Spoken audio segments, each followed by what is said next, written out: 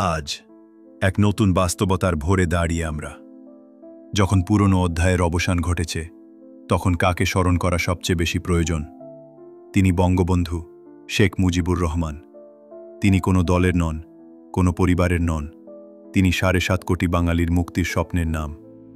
৫২ ভাষা আন্দোলন থেকে ৬৬-র ৬ দফা, ৬৯-এর গণ অভ্যুত্থান, প্রতিটি পদক্ষেপে তিনি বাঙালিকে দেখিয়েছেন মুক্তির পথ। তিনি স্বপ্ন দেখতেন এক শোষণমুক্ত গণতান্ত্রিক বাংলাদেশের, যা হবে সবার। তারপর এলো ৭১-এর ৭ই মার্চ।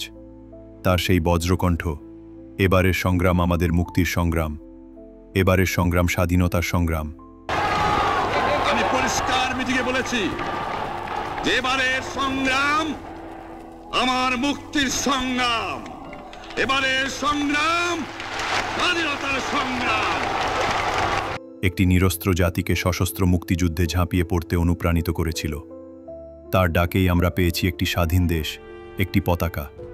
স্বাধীনতার পর যুদ্ধবিধ্বস্ত একটি দেশকে গড়ে তোলার কঠিন দায়িত্বে তিনি হাত দিয়েছিলেন। সাধারণ মানুষের মুখে হাসি ফোটানোই ছিল তার একমাত্র লক্ষ্য। কিন্তু সেই স্বপ্ন পূর্ণতা পায়নি। সে এক কলঙ্কিত রাতে তাঁকে সপরিবারে হত্যা করা হলো। যে তর্জনী একদিন জাতিকে পথ দেখিয়েছিল, ঘাতকের বুলেট স্তব্ধ করে দিল সেই আঙুল, থামিয়ে দিতে চাইল বাংলাদেশের অগ্রযাত্রা। তারা বঙ্গবন্ধুকে হত্যা করতে পেরেছে, কিন্তু তার স্বপ্নকে নয়। আজ যখন দেশ এক নতুন পথে হাঁটছে, তখন বঙ্গবন্ধুর সেই মূল আদর্শকে ধারণ করাই আমাদের দায়িত্ব। ব্যক্তিগত বা পারিবারিক শাসনের ঊর্ধ্বে উঠে তার স্বপ্নের সোনার বাংলা গড়াই হোক আমাদের অঙ্গীকার। আসুন আমরা সেই স্বপ্নকে সত্যি করি।